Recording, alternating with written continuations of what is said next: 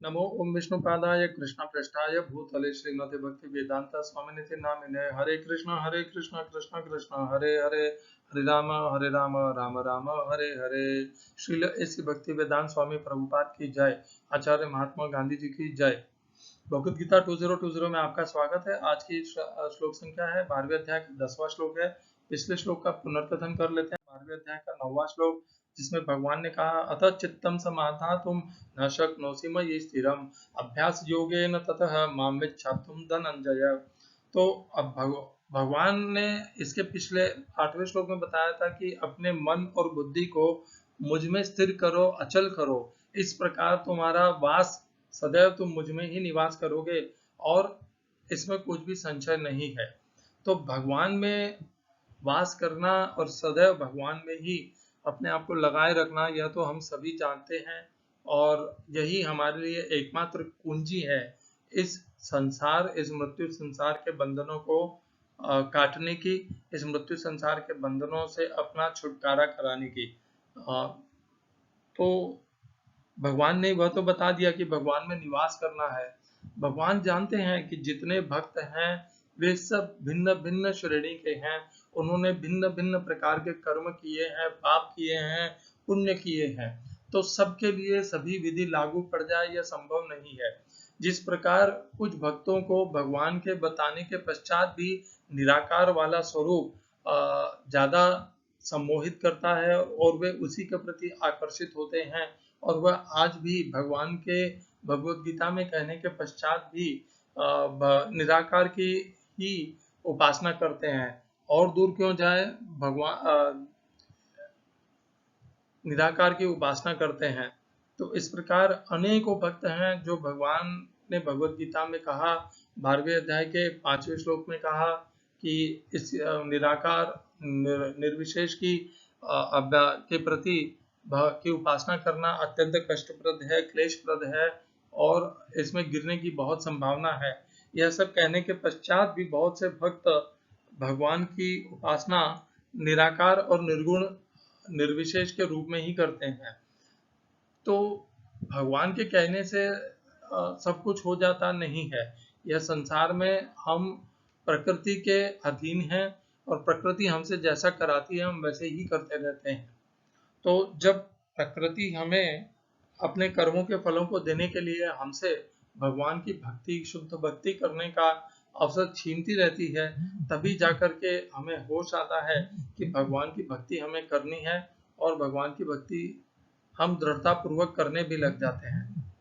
तो भक्त भिन्न भिन्न श्रेणी के होते हैं।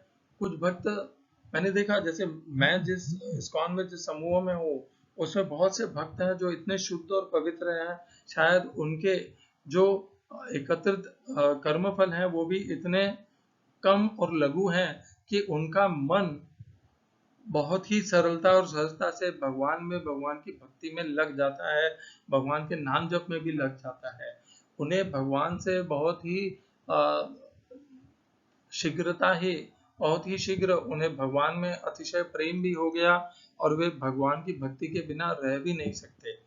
यह उनके लिए संभव हुआ, परंतु ऐसे अनेकों भक्त हैं जिन्होंने उनसे ज्यादा समय इस्कॉन में दिया, भक्ति को में विकसित होने के लिए दिया, परंतु वे आज तक नहीं हो पाए। क्यों? क्योंकि उनका मन और चित्त भगवान में निवास नहीं कर पाता। तो भिन्न भिन्न प्रकार के भक्तों की श्रेणियों के अनुसार उनका भगवान में भिन्न भिन्न अनुपात से भगवान में उनका मन और बुद्धि स्थिर हो पाते हैं। इस प्रकार से भगवान जानते हैं, तो भगवान ने और जो जिन भक्तों का अभ्यास योग के माध्यम से भगवान में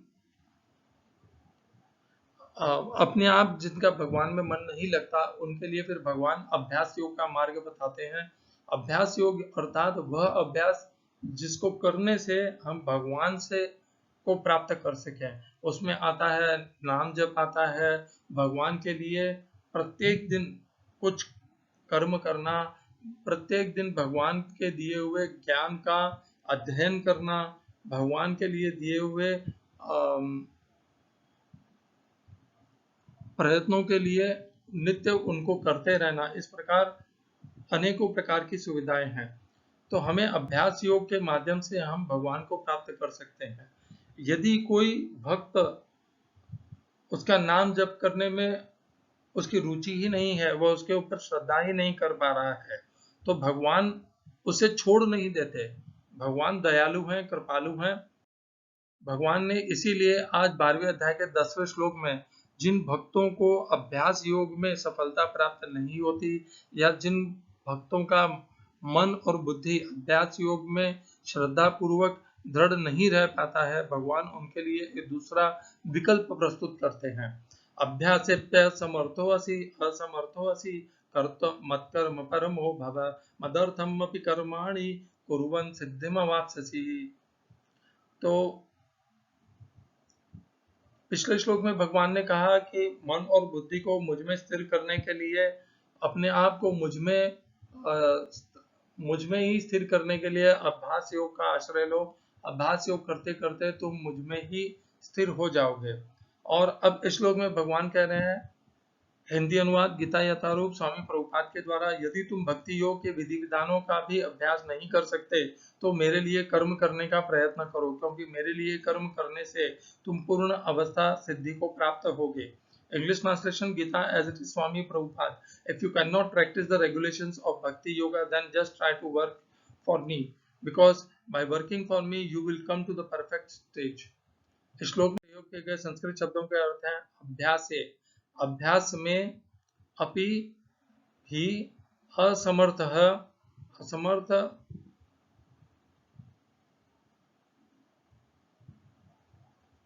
असमर्थ, असमर्थ असि हो, मतकर्म। देखिए यहाँ पर दो शब्द आया है। पिछले पहली पंक्ति में मतकर्म शब्द आया है और दूसरी पंक्ति में मद अर्थम शब्द आया है। ये दोनों शब्दों में थोड़ा थोड़ा अंतर है। इसका अंतर हम स्वयं स्वामी रामसुखदास जी महाराज से बाद में सुनेंगे। यहाँ पर प्रभुपाद ने दिया है असमर्थ मत कर्म, मेरे कर्म के प्रति। मत कर्म का अर्थ दिया है परम, परायण भव बनो। मदर्थम, मेरे लिए, अपि, कर्माणि, कर्म, कुर्वन, करते हुए, सिद्धिम, सिद्धि को प्राप्त करोगे, अवाप्स्यसि। इस श्लोक का तात्पर्य गीता यथारूप स्वामी प्रभुपाद के द्वारा।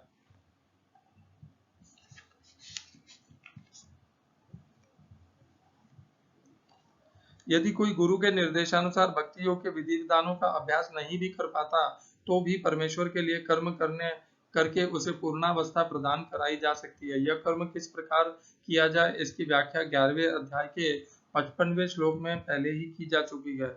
मनुष्य में कृष्ण भावनामृत के प्रचार हेतु सहानुभूति होनी चाहिए। ऐसे अनेक भक्त हैं जो कृष्ण भावनामृत के प्रचार कार्य में लगे हैं, उन्हें सहायता की आवश्यकता है। अतः भले ही कोई भक्ति योग के विधि विधानों का प्रत्यक्ष रूप में अब से अभ्यास न कर सके, उसे ऐसे कार्य में सहायता देने का प्रयत्न करना चाहिए। प्रत्येक प्रकार के प्रयास में भूमि, पूंजी, संगठन तथा श्रम की आवश्यकता होती है।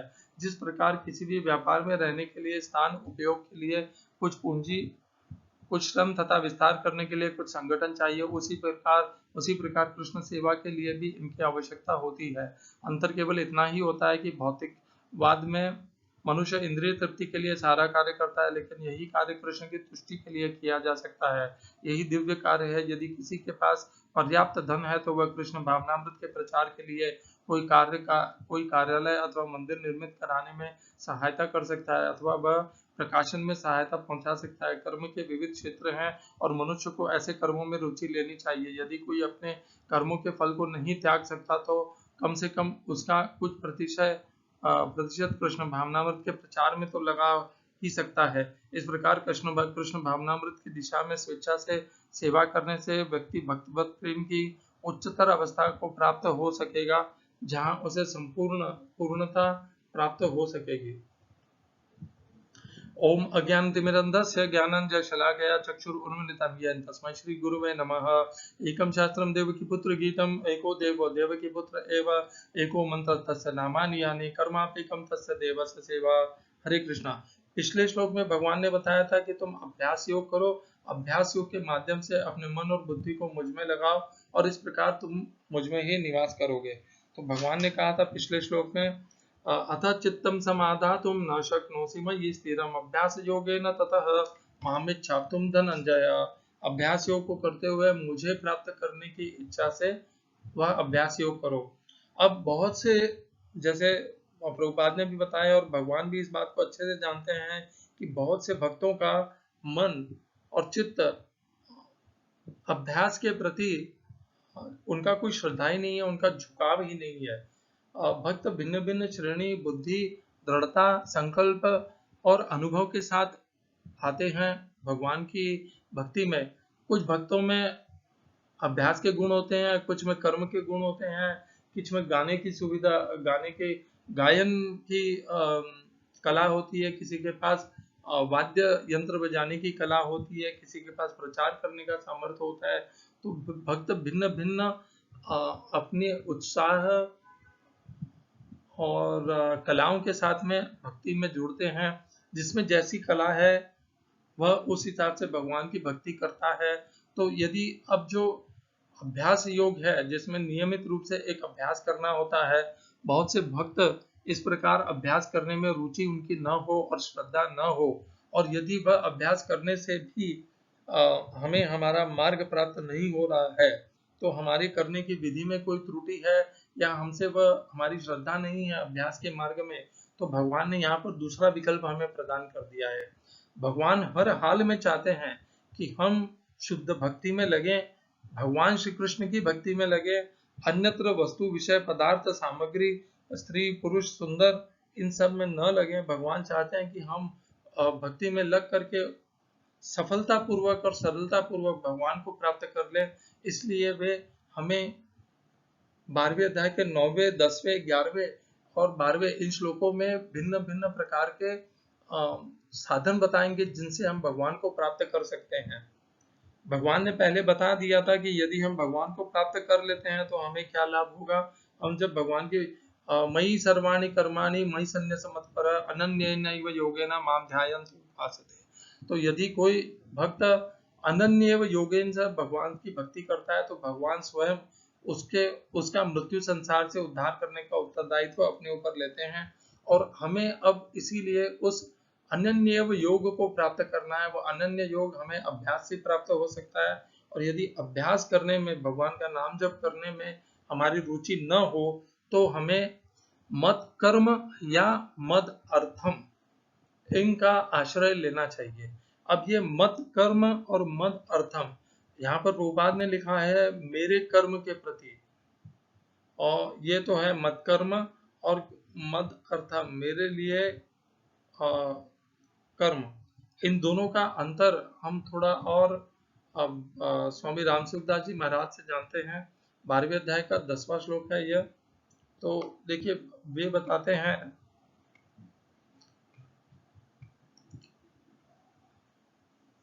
साधक का ध्येय जब संसार भोग और संग्रह नहीं रहेगा तब निषिद्ध क्रियाएं सर्वथा छूट जाएंगी, क्योंकि निषिद्ध क्रियाओं के अनुष्ठान में संसार की कामना ही हेतु है। अतः भगवत प्राप्ति का ही उद्देश्य होने से साधक की संपूर्ण क्रियाएं शास्त्र वेद और भगवत अर्थ ही होंगी। मदर्थम कर्माणि कुर्वन् सिद्धिम अवाप्स्यसि। भगवान जिस साधन की बात इसी श्लोक के पूर्वार्ध में मत कर्म परमो भव पदों से कही, वही बात इन पदों में पुनः कही गई है। मदर्थम भाव यह है कि केवल परमात्मा का उद्देश्य होने से उस साधक की और जगह स्थिति हो ही कैसे सकती है। जिस प्रकार आठवें श्लोक में मन बुद्धि अपने में अर्पण करने के साधन को तथा 9वें श्लोक में अभ्यास योग के साधन को अपनी प्राप्ति का स्वतंत्र साधन बताया, इसी प्रकार यहाँ मत कर्म परमो भव, केवल मेरे लिए कर्म करने के परायण हो, इस साधन को भी अपनी प्राप्ति का स्वतंत्र साधन बता रहे हैं।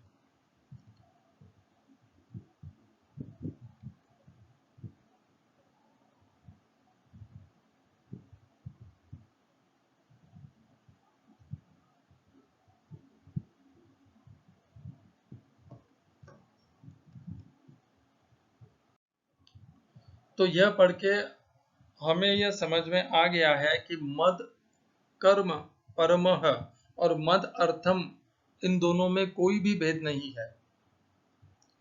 मुझे लगा था कि इन दोनों में कोई भेद है, परंतु ऐसा कोई भेद है नहीं।